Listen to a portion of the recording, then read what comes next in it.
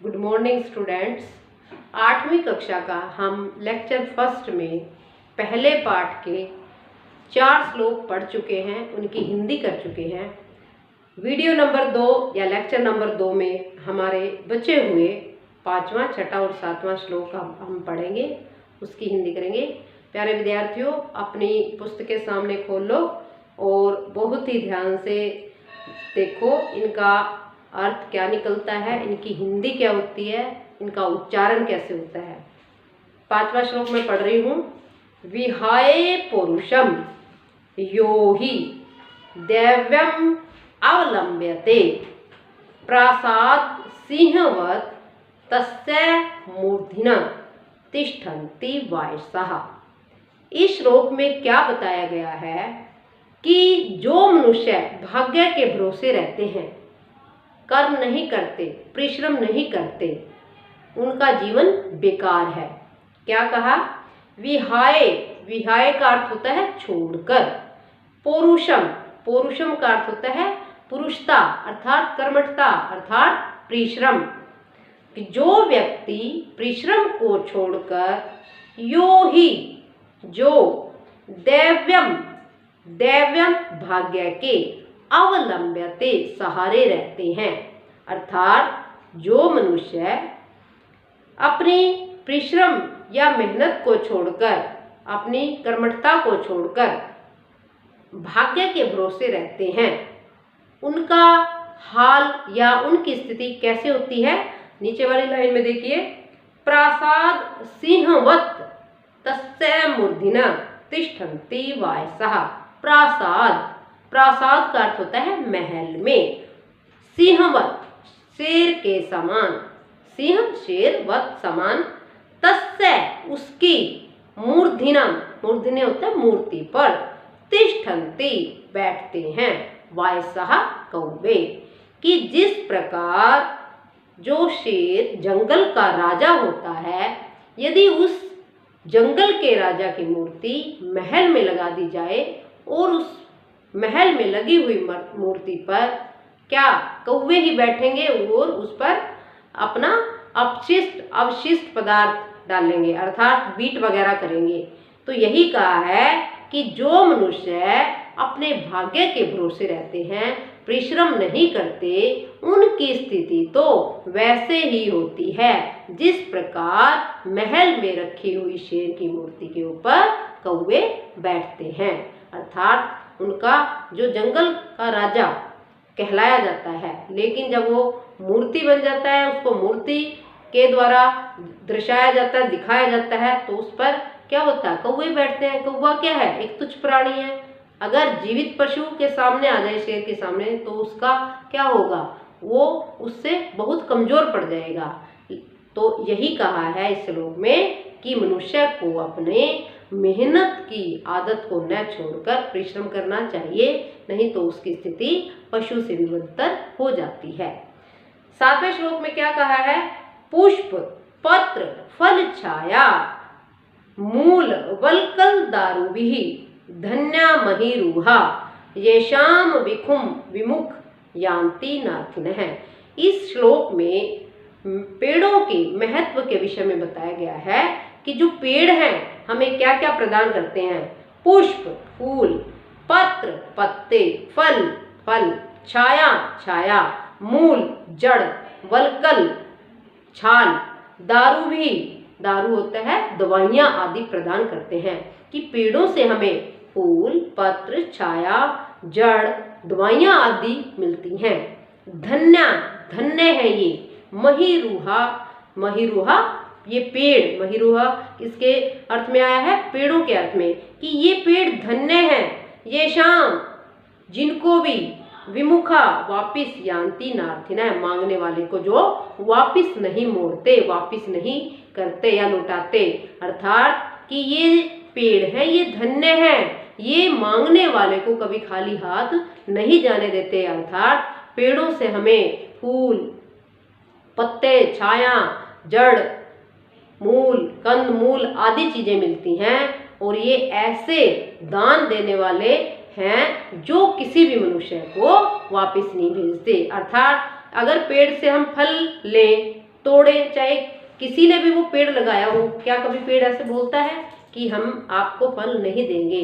तो ये धन्य है, ऐसे महान पेड़, ये महान वृक्ष हैं जो कभी भी मांगने वाले को वापिस नहीं भेजते। और इस पाठ का जो अंतिम श्लोक है वो क्या है? चिंतनीया ही विपदाम आदावेव प्रतिक्रिया न कूप खननम युक्तम प्रदीप्ते वह्निना गृहे। इसमें क्या बताया है? इस श्लोक में बताया है कि मनुष्य को यदि कोई समस्या उसके सामने आ जाती है तो उसका हल उसी समय नहीं खोजना चाहिए। उसको समस्या को देखकर उसको पहले ही सोच विचार कर लेना चाहिए कि समस्या का हल क्या होगा। मान लो यदि घर में आग लग जाती है तो ऐसा तो नहीं होता कि हम उसी टाइम उसी समय कुआं खोदेंगे और पानी निकालेंगे और अग्नि को बुझाएंगे। तो इस श्लोक में यही कहा है कि मनुष्य को समस्या का समाधान पहले ही खोज लेना चाहिए। क्या कहा? चिंतनिया ही विपदाम, चिंतनिया चिंतन करना चाहिए, विपदाम विपत्ति आने पर, आदावे प्रतिक्रिया विपत्ति आने पर ही प्रतिक्रिया नहीं देनी चाहिए। अर्थात जो अगर समस्या हमारे सामने आती है तो उसका समाधान पहले ही खोज लेना चाहिए। तुरंत ही विपदा पड़ने पर उसका समाधान नहीं खोजना चाहिए। यह वही बात हो गई कि जिस प्रकार घर में आग लगने पर उसी समय कुआं खोदकर अग्नि नहीं बुझाई जाती, उसी प्रकार समस्या का हल भी आने पर उसी समय नहीं किया जाता। प्यारे विद्यार्थियों, ये आपके पहले श्लोक की, ये जितने आपके श्लोक थे 7 श्लोक थे, इनकी हिंदी हो चुकी है। अब हम इनके अभ्यास कार्य को करेंगे। तो अभ्यास कार्य में जो आपका पहला पार्ट यानी कि पहला भाग आपको दे रखा है, यही बता रखा है कि दिए हुए श्लोकों का सस्वर वाचन अर्थात मिलकर इनको बोलो श्लोक को। दूसरे में आपको श्लोकों के अंश दे रखे हैं, अर्थात जो आपके श्लोक हैं उनकी पंक्तियां, किसी की आगे से पंक्ति ले रखी है, किसी की पीछे से। अगर जिसकी आगे से ले रखी है उसकी पीछे से नहीं ले रखी तो आपको वो श्लोकों के अंश उठाकर इन पंक्तियों को पूरा करना है। तो प्यारे विद्यार्थियों, आप इन भाग नंबर 2 को आप श्लोक पाठ को पढ़कर आप स्वयं इसका प्रयास करेंगे, इसको जोड़ेंगे। अब आती है हमारे तीसरे नंबर, जो हमारा प्रश्न नंबर 3 है। प्रश्न नंबर 3 में क्या कहा है? प्रश्नानाम उत्तराणि एक पदेन लिखित, अर्थात जो प्रश्नों के उत्तर हैं उनका उत्तर एक पद में ही दीजिए। 1 वर्ड, केवल एक पद में उत्तर देना है। तो हमारा जो तीसरा भाग है उसका जो पहला प्रश्न है, क्या पूछा है इसमें? मैं आपको साथ साथ में हिंदी बता रही हूँ। जब तक आपको संस्कृत की हिंदी नहीं बनानी आएगी, चाहे आपको उसका उत्तर भी आता हो, आप उसका उत्तर नहीं दे सकते। तो प्यारे विद्यार्थियों, आपको बहुत ध्यान से प्रश्न की सेंस समझनी है, क्वेश्चन की, कि इसमें पूछा क्या गया है और बताना क्या है। तो पहला जो प्रश्न पूछा है वो है व्यसनीनः किम नश्यति। व्यसनीनः का अर्थ है कि बुरी आदत वाले व्यक्ति का किम क्या नश्यति नष्ट हो जाता है। क्या नष्ट हो जाता है?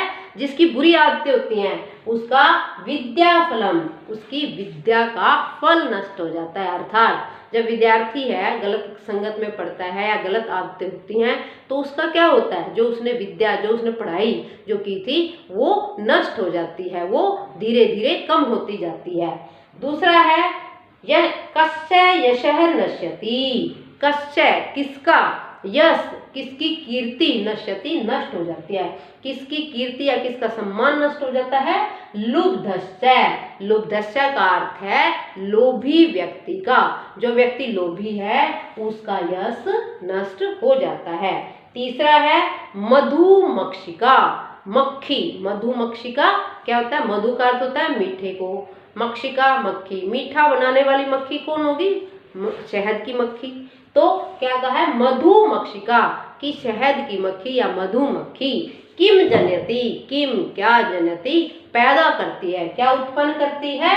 माधुर्यम मिठास, अर्थात शहद बनाती है तो शहद क्या होता है? मीठा होता है। तो माधुर्यम, माधुर्यम का अर्थ क्या है? मिठास। हमारा अगला क्वेश्चन है, अगला प्रश्न है, मधु सूक्त रसम के सृजंती। मधुर मीठी सूक्त रसम मीठी वाणी का निर्माण के सृजंती कौन करते हैं?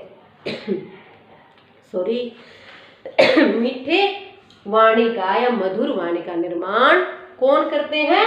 संत है। संत है मतलब हमारे महान पुरुष, जो अच्छे सज्जन व्यक्ति होंगे, उनकी वाणी, उनकी बातें कैसी होंगी? हमेशा मीठी होंगी। लास्ट है इसका प्रश्न, अर्थिन है। आर्थिन है, आर्थिन होता है मांगने वाला, याचक। केभ्य किसके द्वारा, विमुखा वापिस लौटाया न नहीं जानती जाता है। जो मांगने वाला है, कोई मांगने वाला है, यदि वो किसी के पास जाता है तो वो किसके द्वारा वापस नहीं लौटाया जाता है, अर्थात उसको कुछ ना कुछ देकर लौटाया जाता है, कुछ ना कुछ उसको दिया जाता है। तो कौन नहीं लौटाता हमें वापिस? मही रूहे भय, पेड़ हमें वापिस नहीं लौटाते, वो हमें कुछ ना कुछ बदले में अवश्य देते हैं। तो इसी तरह आपका जो 5वां भाग है, 5वें भाग की हेडिंग पढ़िए, क्या पूछा इन्होंने? अधोलिखितेषु, अधो नीचे, लिखितेषु लिखी हुए, वाक्येषु वाक्यों में से, कर्तृ, कर्तृ मतलब करने वाला, क्रिया पदचय और क्रिया अर्थात जो काम हो रहा है उनको चुनकर लिखिए। आपको वाक्य दे दिए गए हैं, उसमें से आपको बताना है कि कर्ता कौन है और क्रिया कौन सी है। आपको वो पद चुनने हैं कि कहाँ पर कर्ता का कौन सा वर्ड आया है और क्रिया का कौन सा वर्ड आया है। तो ध्यान से देखिए, पहला है हमारा, आपको करके दिखा रखा है इन्होंने, जैसे यथा संत है मधुर सूक्त रसम सृजंती, कि संत मधुर वाणी का निर्माण करते हैं। तो यहाँ पर मधुर वाणी का निर्माण कौन करता है? संत। संत क्या हुआ? कर्ता, और वो निर्माण करता है।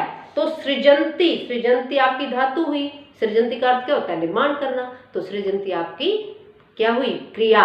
तो इसी तरह जो हमारा कै भाग है उसमें क्या कहा है? निर्गुणम प्राप्य भवन्ति दोषः। निर्गुणम वो निर्गुण या अगुण व्यक्ति, अगुणी व्यक्ति, प्राप्य प्राप्त करके, भवन्ति दोषा भव बन जाते हैं, दोषा बुराई, अर्थात जो अच्छी बातें हैं यदि किसी बुरे व्यक्ति में चली जाती हैं तो वो दोष बन जाते हैं। यहाँ पर क्या है? यहाँ पर आपका दोषा, दोषा क्या है आपका? कर्ता, और क्रिया क्या होगी आपकी? भवन्ति। अब आपको हो गए निर्गुणम, निर्गुणम है हमारा कर्ता नहीं, निर्गुणम में क्या है?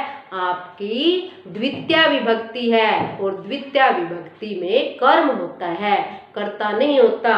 तो कर्ता हमारा क्या बनेगा? दोषः, और क्रिया क्या है? भवन्ति। फिर है आपका सेकंड, गुणजेषु गुणाः भवन्ति, गुणवान व्यक्तियों में गुण जाकर गुण बन जाते हैं। तो इसमें हमारा क्या है? जो कर्ता होगा वो गुणः बनेगा। गुणजेषु फर्स्ट वर्ड नहीं बनेगा, गुणजेषु में क्या है? सप्तमी विभक्ति, लेकिन यहाँ तो सप्तमी विभक्ति पूछी ही नहीं, क्या पूछा है? कर्ता, और कर्ता कौन से वर्ड में है हमारा? गुणः में, और इसकी क्रिया क्या हुई? भवन्ति। अब देखिए थर्ड है, मधुमक्षिका माधुर्यम जनयेत, कि मधुमक्खी माधुर्यम, माधुर्य शहद को जनयति उत्पन्न करती है। तो शहद को कौन उत्पन्न करता है? कर्ता कौन है? मधुमक्षिका, और क्रिया उत्पन्न करने की, उत्पन्न करने के लिए क्या वर्ड आया यहाँ पर? जनयेत, इसलिए हमारी जनयेत क्या हुई? क्रिया हुई। इसी तरह अगला है, पिशूनस्य मैत्री यशः नाश्यति, कि पिशूनस्य चुगलखोर व्यक्ति की मित्रता नष्ट हो जाती है।